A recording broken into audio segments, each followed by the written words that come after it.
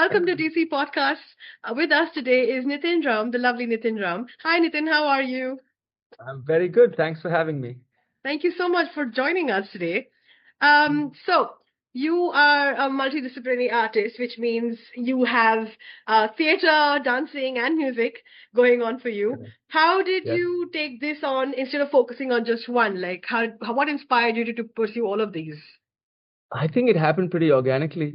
I think that I loved being on stage as a kid, and so the acting thing just the seed was planted there.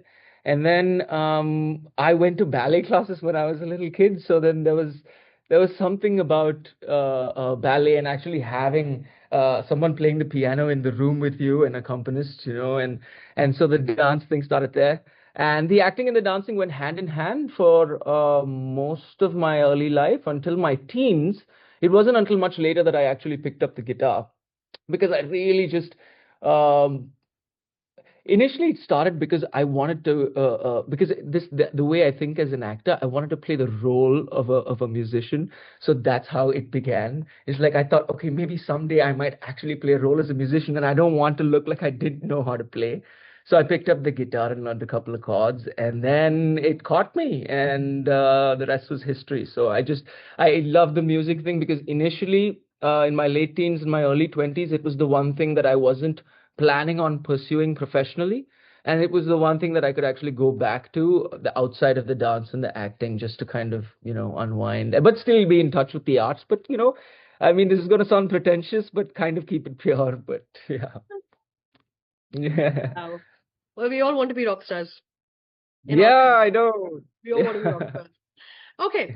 How did your training in New York and Los Angeles shape your approach to your performance today? Ooh, so I really wanted to dive deeper into. I was always into hip hop culture.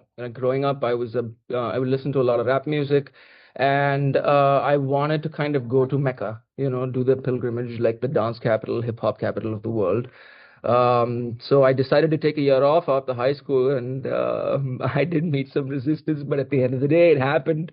And initially, I was baffled at the level of talent because the sheer amount of talent in the dance spaces in that city is mind-boggling. I mean, Mumbai is like that too, but New York really scared me because it just kind of showed me how much there was to go. And I think I carried that feeling a lot nowadays, like as I navigate life, but in a positive way. It doesn't bring me down, I'm constantly reminded of how far people can actually go, and trying to express themselves. And then post that came the method acting in LA. Initially, I read a little bit about Strasbourg, but not enough to know how deep one can go with acting and how much you can get in touch with yourself. I went there because I figured, hey, I would like some formal training, and what better place to do it than in LA? But that course, I still use a lot of the method acting techniques when I can in my work, but we don't always have the time. Sometimes you just have to show up on set, hit your mark, say your line, and deliver, right? But I think it shaped me as a human being because it taught me a little bit about what the lifestyle was like.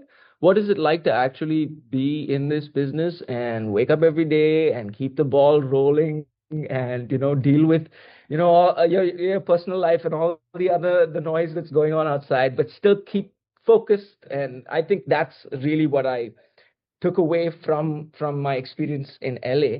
And in addition to that, I think I learned a lot about myself because the way the Strasbourg thing works is you work inside out. So you find out what you have in common with the character and how, if you can find some part of that character within yourself and then go outward. So in the process of doing that, I think I got to know myself a lot better. But yeah. That's lovely. What was the most challenging part of making your short film, Michael, and why was that important to tell? Okay, most challenging part on a short film like Michael or any short film or independently produced film is racing against time. And I could probably try to come up with something more creative than that, but it's usually just that we're always just, racing against time and trying to, as much as we can, because, you have a vision for a project.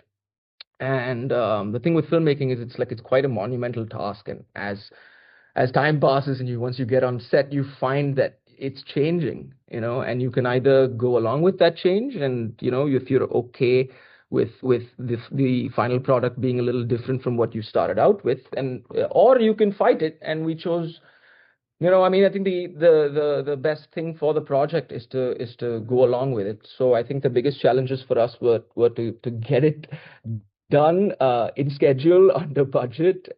And why I wanted to tell that story is, well, I was quite close with the director Arun Narain, and he and I got along very well. I loved his style of storytelling, and he came to me um, with this story idea of this woman that's trying to escape from Sri Lanka, and but she gets caught up in this little crime ring in LA, in Chennai.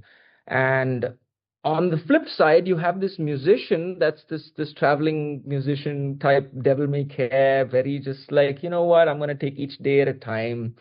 And probably is, I mean, is just lazy and unfocused, but meeting her sort of brings him back to and changes him in a way that he's just like, now he has this singular goal where he can move forward. So I think for me personally, as an actor, exploring that dichotomy of shifting from one end of the spectrum to the other was very interesting.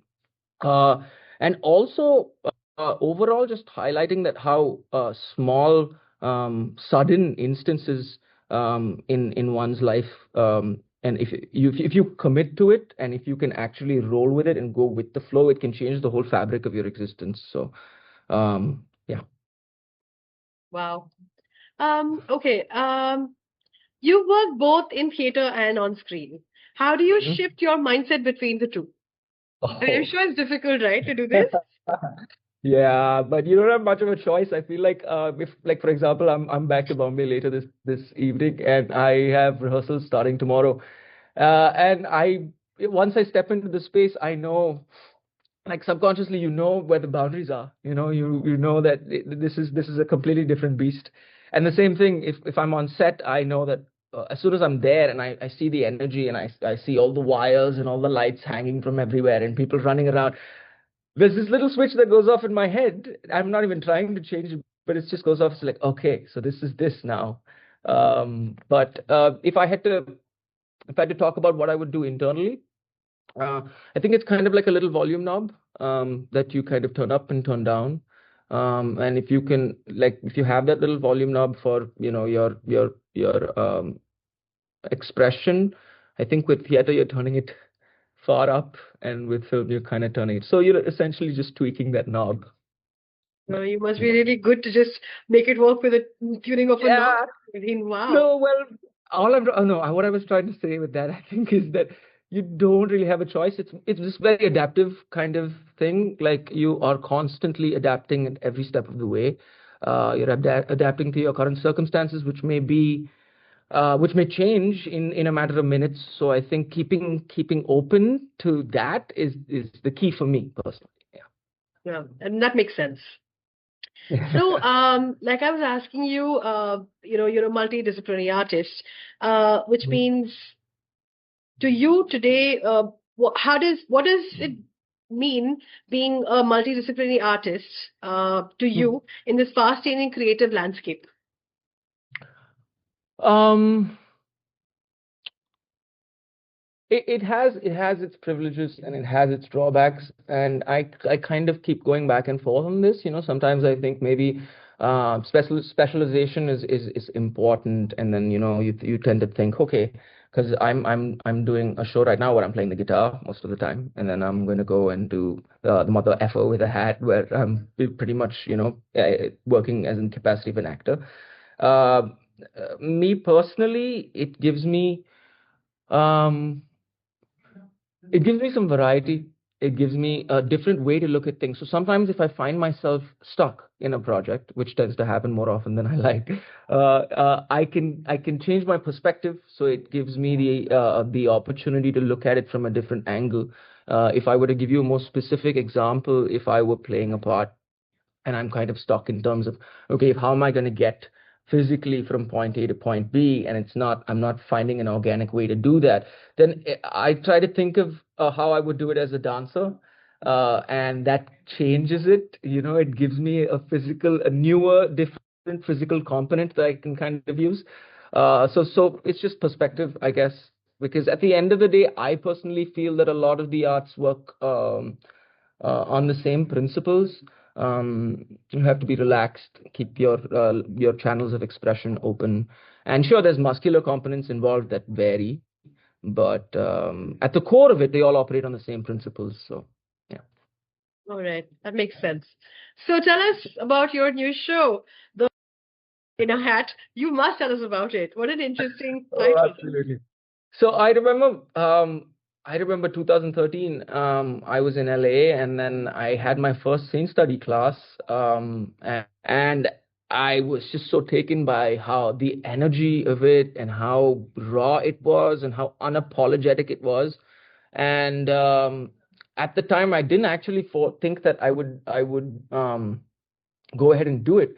But then all these years later, I was looking for a play, and then I was like, oh my God, okay, this is it. This is the time to do this.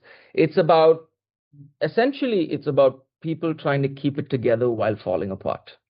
Um, and it's set in New York, and it's set in uptown New York. So there is that the city is a major character in the play, but it's not so specific to New York that people in any other city wouldn't kind of get there. I mean, this is big city stuff. This is about love. This is about loyalty. This is about addiction and navigating this dog eat dog world. Who's your friend, and why are they your friend, and what separates a friend from someone who basically meets one or two needs, an acquaintance that's just trying to help you through life. Um, and I felt like some of these questions I have asked myself, and I try to be as honest as I can when I'm on stage or making a play. And I figured that for this point in my life, this play seemed like the perfect vehicle for that honesty. Yeah. Wow, lovely. It's so much fun talking to people who are passionate about their work.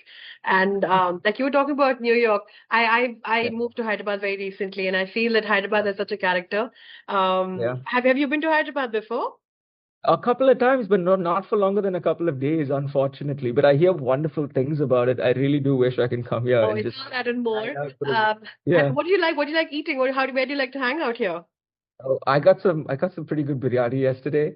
But I can't remember exactly where because another actor friend of mine ordered it, and I should have asked him where he got it from, but it was pretty solid. But I've only been here for shows so far. So I'm in the day before. I have a tech run, and then I have the show the next day, and boom, I'm gone. And you're So gone. yeah. All right. Well, I hope to see more of you and more of you on Yeah. stage as well. It's going to be so much Yeah. fun. Looking forward to the show today. And Yeah. thank you so much for talking to us and giving us your Thank you. time.